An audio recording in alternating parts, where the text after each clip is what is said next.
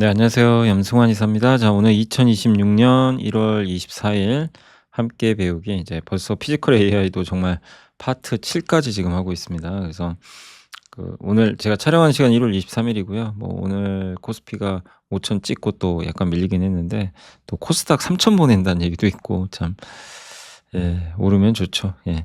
하여튼 오늘 할 거는 사실 이제 국내 뭐 그런 어떤 뭐 기업이나 이런 것보다도 이 피지컬 AI의 양대 산맥이 될 것 같아요. 테슬라, 엔비디아. 그래서 거기 관련된 자율주행 있잖아요. 고거 한번 비교해 드릴게요. 그러니까 테슬라의 완전 자율주행 뭐 다들 아실 거고, 엔비디아는 알파마요라는 이제 이름으로 자율주행을 하겠다. 이렇게 좀 꺼내 들어서 한번 정리를 해 봤어요. 그래서 소개를 한번 해 드리도록 하겠습니다. 그래서 요거는 이제 이 젠슨항 자서전 있죠? 생각하는 기계라는 인제 거기에 나온 거를 한번 이제 정리를 해본 거고, 그 안에 이제 내용 중에 일론 머스크랑 젠슨항이 비슷하면서도 되게 달라요. 뭐냐면 일론 머스크는 환상을 현실로, 미래를 현실로 가져온 사람이에요. 그러니까 좀 처음에는 이제 이 일론 머스크 하는 얘기 들어보시면 좀 황당하시죠 되게. '저게 가능한 일인가?' 이런 좀 생각들이 들 텐데, 근데 진짜 현실로 만듭니다, 시간은 오래 걸려도. 그래서 이제 "인간을 화성에 보내겠다." 뭐 "집에 하나씩 로봇 설치해, 그러니까 로봇을 한 대씩 놓게 하겠다." 예. "인간이 운전하지 않게 만들겠다." 진짜 근데 놀라운 건 화성은 아직 멀었지만 로봇과 자율주행은 진짜 현실화되고 있는 거죠. 그게 이제 참 무서운 좀 상황이고, 그다음에 뭐 이게 좀 독단적이죠. 네. 뭐 이렇게 조직 간의 뭐 어떤 인간관계나 이런 거보다도 마음에 안 들면 해고시켜 버리고요. 사회적 성향이 좀 약간 서툴죠. 예. 좀 사생활도 복잡한 편이고, AI를 쓰면서도 위험하다, 이렇게 또 상반된 얘기를 하고 있고, 젠슨항은 현실을 미래로 보네요. 예. 그러니까 현실을 이성적으로 생각하면서 단계적으로 나가는 그런 사람이고, 조직을 되게 중요시합니다. 그래서 해고가 거의 없고요. 굉장히 좀 따뜻한, 예, 그런 인성을 갖고 있죠. "AI 위험하지 않다." 이렇게 얘기를 하고 있고, 근데 공통적으로 이민자고, 정말 이 전 세계 최고 부자들이요 미친 듯이 일하고 있고, 예, 그리고 엔지니어 또 출신이고, 그래서 요런 공통점도 있고 차이점도 있는데, 근데 이제 이 둘이 이제 다시 한번 대립을 합니다. 어디서? 피지컬 AI에서.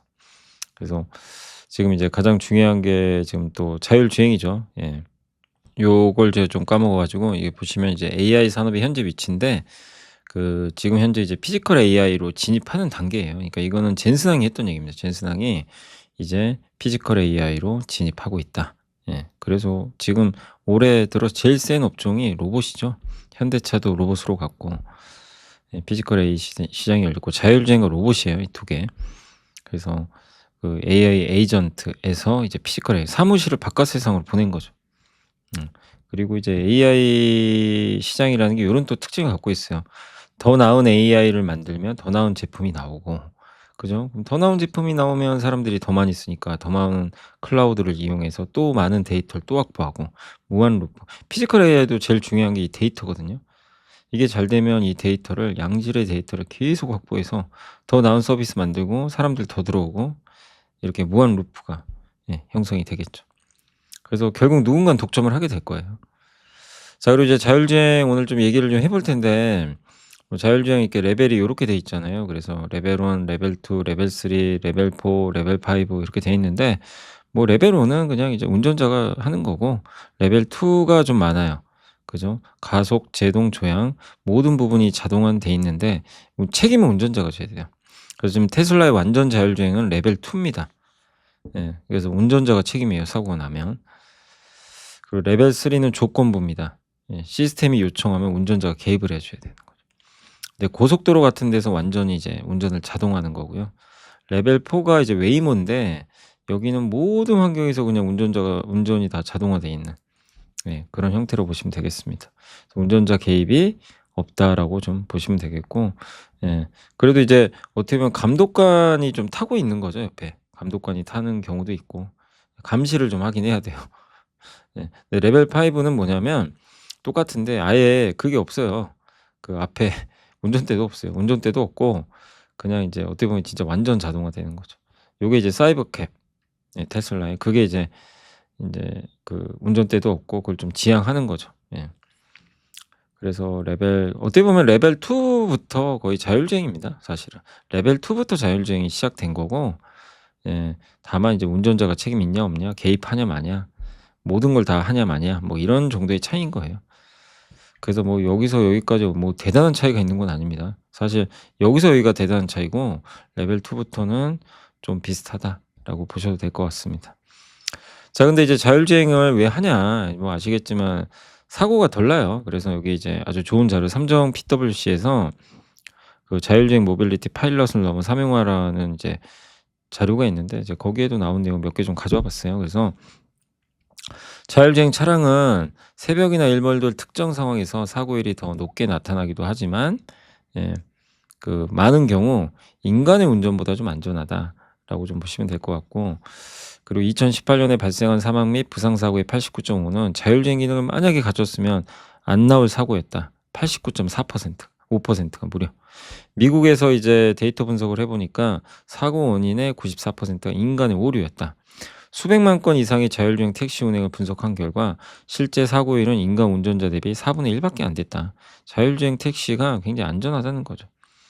그래서 인간 운전자와 자율주행 차량 보상 청구율인데, 인간 운전자가 이제 요거 회색이거든요. 재산 피해 청구가 요 정도인데 건수가, 예, A사의 자율주행 차량은 이거밖에 없어요. 0.4. 88% 감소. 인명 피해로 청구한 거 보상을, 그거는 2% 감소한 거죠. 예. 그러니까 보험사의 청구 데이터 기반으로 산출을 했다고 합니다. 이 정도 차이가 나는 거죠. 그 자율주행이 사고가 안 난다 거의. 물론 완벽히 안 나는 건 아니죠. 그 자율주행 방식은 이제 두 가지 아마 들어보셨을 거예요. 규칙 기반이 있고 엔드 투 엔드. 요 방식으로 요새는 가요. 그러니까 승자는 요거라고 보시면 돼요. 밑에 엔드 투 엔드는 뭐냐면 처음부터 끝까지 그냥 일관되게 가는 거고, 이 규칙은 그냥 하나하나씩 규칙 세워서 여기선 뭐 여기선 뭐 이게 끊어요. 예. 그래서 규칙을 만들어서 가는 겁니다. 요 방식이 있어요. 대부분 요걸 써요. 테슬라 빼고. 테슬라 엔드 투 엔드 대부분 요걸 씁니다. 근데 좀 쉽게 설명드리면 모듈 기반 규칙 방식은 정해진 대로 그냥 하는 거예요. 그래서 모범생이에요, 모범생. 예. 그냥 하라는 것만 합니다. 그리고 이 분업화돼 있어요. 셰프라고 보시면 돼요, 셰프. 이 흑백 요리사 요즘에 인기 많죠. 근데 셰프들이 이렇게 많죠. 각각 파트가 다 있어요. 예. 이렇게 불로 이렇게 볶는 사람, 뭐 이렇게 그 데코레이션 하는 사람도 있을 거고, 그리고 자르는 사람. 예. 요게 모듈 기반. 어떤 모듈이냐면 인지를 담당하는 모듈이 있어요. 앞에 빨간색 신호등이야? 정보 전달해 줍니다. 다음 넘겨요. 그럼 판단 담당한테 넘어가겠죠. 빨간불에는 멈춰야 되는 걸로 알고 있어요. 그래서 멈춰! 지시를 내려요. 그럼 이제 제어로 가요. 이제 브레이크로 가겠죠. 오케이. 브레이크 밟을게. 행동. 예, 각각 연결되는 게 아니라 담당자들이 하나씩 있어서 넘겨줍니다. 예. 그래서 어떻게 보면 요리 레시피가 있으면 레시피대로 하면 되잖아요. 근데 그걸 분업화시킨, 그게 이제 모듈 기반. 예. 요게 대부분 해요. 기존 완성차 업체들. 현대차도 이걸로 했었고. 근데 오른쪽에 있는 테슬라는 마치 그 엄마가 요리를 하는데 옆에서 어떻게 보면 이렇게 곁눈질로 이렇게 이제 어깨너머 배우는 거예요. '야, 저렇게 하는구나. 저렇게 배워야지.' 그래서 이렇게 눈으로, 감으로, 예, 경험으로 익히는 거죠. 그래서 어깨너머로 눈치로 배우는 방식으로 보시면 되겠고, 이 복잡한 단계 없이 카메라로 본 장면을 AI가 그냥 제어합니다. 그러니까 우리 눈으로 보잖아요. 그것처럼 자동차 카메라가 봐요. 그래서 AI가 그걸 제어를 해 줍니다. 뭐 이러니까 이게 아니라 그냥 물 흐르듯이 자연스럽게. 그래서 베테랑 운전자가 운전하는 영상을 수만 시간 봐요. 네. 보고 인간의 감과 눈치로 운전을 익히죠. 여러분들이 처음 운전할 때 생각해 보세요. 그 운전면허 딸 때 이제 이렇게 배우잖아요. 배우고 나서 이제 도로에 나가요. 운전면허 따서 기분 좋죠. 이제 막 세상 얻은 것 같고 이제 나도 운전해야지. 예. 막상 현실은 장난 아니죠. 예. 막 그냥 초보 운전 딱 뒤에 붙이고 있으면 빵빵거리고 정말 힘듭니다. 예. 운전하기 되게 쉬운 거 아닌데, 근데 그러면서 익히잖아요. 누가 이럴 땐 이렇게 해야 되는데 뭐 이런 거 알려주기도 하지만 운전하면서 이제 배워지는 거죠. 예. 이게 바로 이제 엔드 투 엔드. 인간이 배우는 방식과 똑같은 거예요. 그래서 눈으로 보자마자 바로 발이 움직이고 중간 이런 단계 없어요. 예, 인지 담당, 판단 담당, 제어 담당 이게 아니라 그냥 예를 들면 이번에 최강록 셰프가 물 흐르듯이 그냥 이 요리를 만드는, 혼자서 그 방식이라고 생각해 주시면 될 것 같아요. 예. 그래서 이게 여기 모듈 기반의 단점이 뭐냐면 명확하게 이제 뭐 이런 뭐가 잘못된지 알 수 있지만 엣지 케이스 돌발 상황이 나오면 대응이 안 돼요. 학습을 해본 적이 없어요. 이 규칙이 없는 상황들이 있잖아요. 어떻게 할 거냐 이거죠. 멘붕 오는 거죠. 차가 멈추겠죠 그냥. 엔드 투 엔드는 그냥 눈치 보면서 해요. 그래서 돌발 상황에도 대응을 되게 잘합니다. 네. 약간 이제 그런 차이가 있다는 거 염두에 두시면 돼요. 그래서 여기 중행 시나리오별 이제 비교인데 어쨌든 요게 이제 요런 사례가 많잖아요. 빨간불에서 정차하고 선행 차량과 차간거리 조정하고 이런 거는 엄청 많겠죠. 그래서 규칙 기반의 그 적용 범위는 일반적인 상황까지는 다 적용 가능해요. 이런 거는 잘해요. 대부분 요런 상황은 문제 없어요. 근데 우리가 운전이 왜 어렵죠? 돌발 상황 때문에 그것 때문에 사고 나잖아요. 그죠? 일반적인 상황에서 사고가 나는 확률은 적고 또 제가 엣지 케이스 동물이 갑자기 앞에 뭐 사람이 갑자기 튀어나온다거나 그러면 어떻게 대응할 겁니까? 이거는 방법이 없어요. 규칙 기반으로. 근데 엔드 투 엔드는 여기까지 다 가요. 그러니까 발생 빈도가 여기가 높진 않잖아요. 높진 않아도 요 엣지 케이스 같은 경우는 그 데이터 양은 작지만 한 번 발생하면 치명적입니다. 그냥 사고 나요. 그래서 이제 엣지 케이스를 반드시 학습을 해야 되는 거고 거기에 강점이 있는 게 그래서 엔드 투 엔드 방식으로 지금 가고 있는 거죠, 지금은. 그래서 일론 머스크 그리고 이번에 이제 다보스 포럼에서 얘기를 좀 했죠. 그 "피지컬 AI 주인공이다. 피지컬 AI가 이제 주인공이 될 거다."라고 얘기를 했고 그래서 로봇 자율주행 얘기를 했고 판매 시점 로봇은 이제 옵티머스는 27년 말쯤에 일반 대중에게 공개하겠다. 판매하겠다.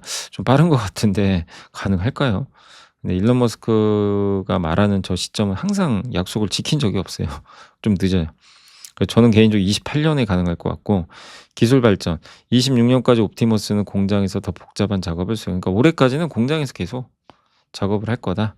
그리고 로봇은 사람보다 많아질 거고 전 세계 빈곤을 해결할 수 있다. 또 자율주행은 현 시점에서 대부분 해결을 했대요, 문제점들을. 그래서 기술적 난관은 극복을 했고 26년 2월부터 이제 유럽 중국에서 감독형 FSD 완전 자율주행을 승인을 지금 받으려고 준비 중에 있다고 합니다. 그리고 올해 말까지는요 미국 전역에서 로봇택시를 확산시키겠다 이렇게 했고 또 최근에 이슈 중에 하나가 레모네이드라는 보험사가 이 테슬라의 FSD 기능을 딱 켜고 운전하면요 보험료 깎아준대요. 데이터를 받아가지고 안전하다고 보는 거예요. 자율주행은 사고 안 나니까 우리 보험료 깎아줘도 우리가 손해 볼 거 없어. 이렇게 보는 것 같아요. 그래서 자율주행으로 편리함을 넘어 이제 절약까지 가능하다라는 이제 이슈가 있습니다. 자 그리고 이제 또 해야 될 게 이제 저도 이게 참 어려웠어요. 좀 공부를 해 봤는데 자 그 엔비디아랑 테슬라 두 개로 이렇게 구분하시면 돼요. 엔비디아 하나, 테슬라 자율주행은 일단 이 두 개로 갑니다. 근데 뭐 엔비디아 그러니까 테슬라 많이 아시잖아요. FSD라고 워낙 많이 공개가 됐으니까. 그래서 요거 알파마요도 들어보셨을 거예요. 이번에 CES 2026에서 그 젠슨 항이 들고 나왔죠. 이름도 되게 재밌죠. 알파마요. 자 근데 알파마요는 뭐냐? 이 세 가지로 구성된다고 보시면 되겠고 하나는 코스모스, 하나는 옴니버스, 하나는 토르. 뭐냐면 코스모스는 AI라고 생각하세요. AI. 그러니까 사람으로 치면 그냥 AI 인공지능이고 이 인공지능 AI를요 옴니버스로 보내요. 옴니버스는요 뭐냐면 가상의 공간이에요. 그러니까 여러분들이 이렇게 딱 곡을 쓰고 이렇게 게임하는 거라고 생각하시면 돼요. 딱 어디 그러니까 곡을 딱 썼더니 내 앞에 뭐 어디 뭐 이 주라기 공원이 펼쳐진 거예요. 뭐 그렇게 한번 상상을 해 보세요. 그럼 내가 AI잖아요. 그러니까 내 두뇌가 AI고 옴니버스에 딱 들어가는 거죠. 그래서 거기서 막 이제 막 게임하는데 막 공룡 피하고 막 이런 거죠. 근데 가상 공간이죠. 진짜 공룡이 아니고. 그걸 생각하시면 돼요. 토르는 이제 칩, 하드웨어 같은 거고. 그래서 현실 세계의 물리 법칙과 사물의 움직임을 이해하는 월드 모델입니다. 이 코스모스는 한마디로 모델이에요. 이 디지털 세상을 실제 세상으로 이제 옮겨주는 하나의 거대한 모델이다. 그리고 그걸 훈련을 해야 되잖아요. 얘가 학습을 해야 되니까. 그래서 그 시뮬레이션 공간을 옴니버스, 토르는 그리고 슈퍼컴퓨터예요. 여기서 내가 지금 훈련을 했죠. 막 주라기 공원에서 막 훈련을 했는데 가상의 그래서 근데 이거를 이제 실제 환경으로 딱 옮겨 놨을 때 그걸 이제 작동시킬 수 있는 하나의 슈퍼컴퓨터다. 이 칩이에요, 칩. 예. 토르는 요 칩이고 굉장히 비싼 칩이고 저 칩을 이제 나중에 삼성 파운드리가 만든다고 예전에 작년에 한번 공개가 됐었죠. 예. 그래서 요거를 이제 종합적으로 해서 요거를 자율주행에 넣는다는 거예요. 자율주행 차를 이제 요 방식으로 시스템을 만들어서 학습도 시키고 요 모델로 원하는 자동차 회사가 있으면 주겠다는 거예요. 요 알파메오가 요 모델이거든요. 그래서 공짜로 주겠다는 거예요 그냥 요 모델을. 이 세상에 근데 공짜가 어디 있습니까? 그죠. 요런 칩 사는 거 다 돈 들어가는 건데. 그죠. 훈련할 때도. 근데 대신에 요 알파마요 시스템만큼 플랫폼은 줄 테니까 알아서 해라 니들이. 요런 개념이죠. 범용 모델이에요. 한마디로 알파마요에 다 종속시켜 버리겠다는 거예요 자동차 회사들을. 그래서 이번에 여기 그 벤츠가 먼저 출시해요. 벤츠가 저 알파메오를 달고요. 올해 1 분기부터 미국인가 유럽인가에서 이제 주행을 시작합니다 실제. 한번 보자고요. 근데 여기서 또 한 가지 중요한 게 VLA라는 용어를 좀 아시면 돼요. VLA는 비전 랭귀지 액션인데 이게 뭐냐면 시각 정보를 언어로 추론해서 실제 행동으로 연결합니다. 그러니까 뭐냐면 기존에는 VLM이에요. VLM은 뭐냐면 그냥 언어 모델입니다. 보고 직관적으로 봐야죠. 저기 보세요. 여기 유리컵 있죠. 저거 유리컵이네? 그죠? 그냥 우리가 보고 유리컵으로 판단하죠. 그래서 말을 하죠. 언어로. 그 모델이 VLM.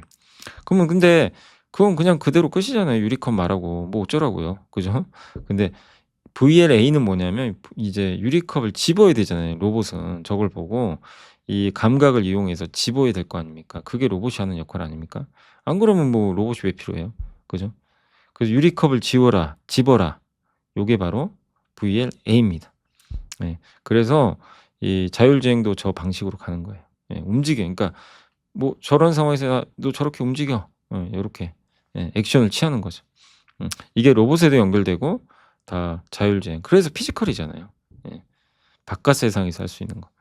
그럼 코스모스는 여기서 뭐냐? 유리컵 집는 방법을 알아야 될 거 아니에요. 그죠? 배우자. 요 AI.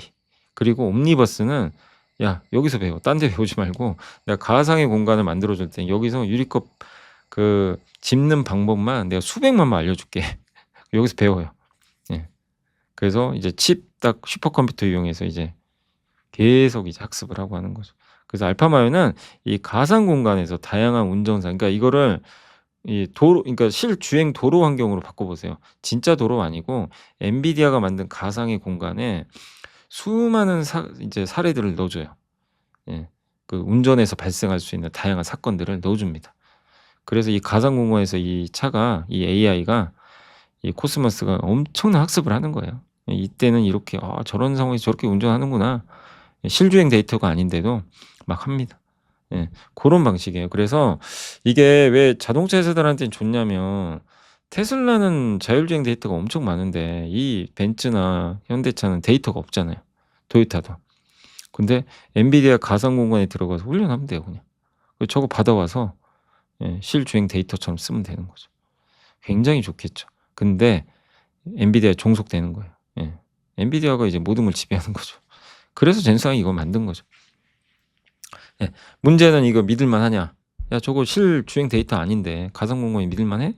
여기에 대한 이제 의문점이 있죠. 그래서 이번에 나오는 벤츠가 중요합니다. 그걸 이제 해결을 할지 한번 봐야 되겠고 그럼 테슬라는 뭐냐? 다 아시겠지만 독점 모델이죠. 여기는 범용 모델이고 테슬라만 지금 쓸 수 있는 거고 전 세계 누적 인도량이 출시 이후 2008년 이후로 760만 대가 팔렸대요.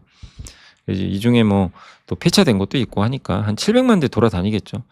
그래서 이 차들이 돌아다니면 이 데이터가 나오죠. 이 운전자들이 어떻게 운전하고 뭐 그 데이터가 엄청나잖아요. 이거를 여기로 보내요. 데이터 센터로. 그래서 얘가 이 비디오 있죠, 비디오. 옆에 보이세요, 비디오 화면? 비디오를 다 보고 학습을 합니다. 예. '야 저렇게 운전하는구나.' 실주행 데이터죠. 얘랑 차이는 뭐죠? 얘는 가상의 훈련 공간을 만들어서 실주행 데이터라고 생각하는 사건들을 넣어서 학습을 해요. 예. 근데 얘는 진짜 운전하는 걸 보여주는 거예요.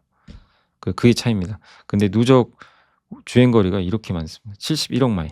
이제 100억 마일까지 간대요, 목표가. 예. 요게 테슬라죠. 예. 그러니까 차이는 아시겠죠? 그러니까 가상의 데이터냐 진짜 데이터냐. 그러면 여러분 생각 어떠세요? 누가 이길 것 같으세요? 네. 몰라요 아직. 결국 데이터 싸움인데 여기 그래서 이번에 미래에셋증권 리서치 센터에서 AI 에브리웨어라는 자료가 나왔는데 진짜 괜찮아요.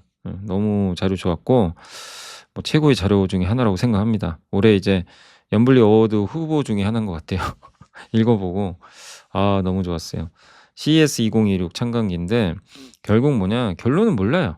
근데 이 말이 좀 와닿더라고요. 이 보고서에 있던 말인데 자율주행의 완성은 99% 일상적인 상황이 아니라 예측 불가능한 0.01% 그게 발생 안 할 것 같은 그 사건이 발생하는 걸 해결하는 데 있대요.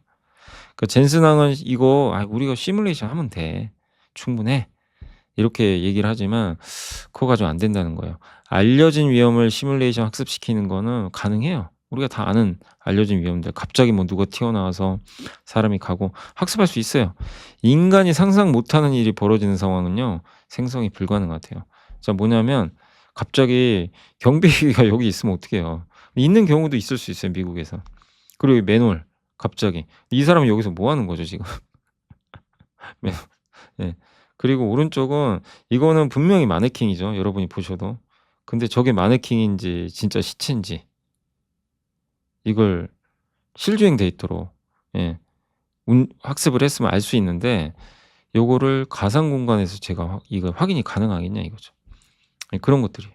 테슬라는 상상할 필요가 없어요. 그냥 현실을 목격하고 데이터 채굴하고 깨끗한 서버실이 아니라 흙먼지 날리는 도로 위에서 정답을 10년간이나 찾아온 회사예요.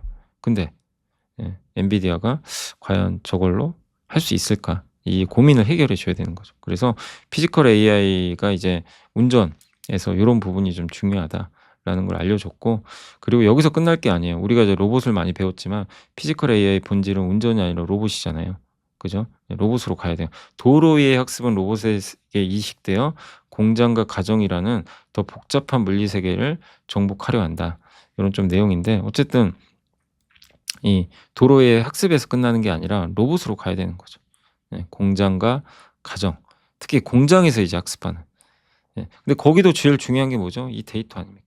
공장에서 할 수 있는 데이터, 로봇이 할 수 있는. 그걸 많이 갖고 있는 회사가 어디예요?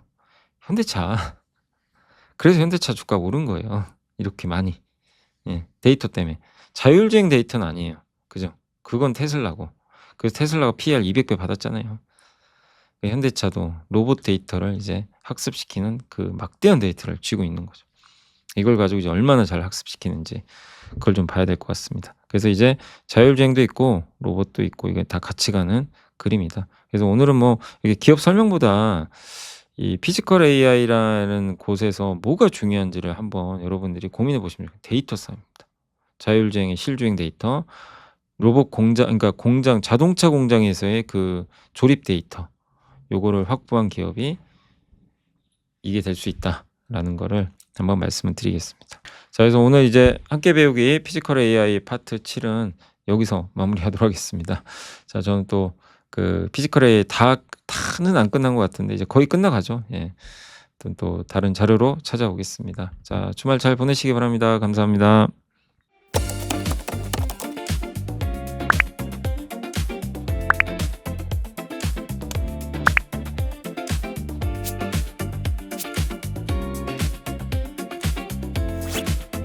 지식이 복리로 쌓이는 투원투게더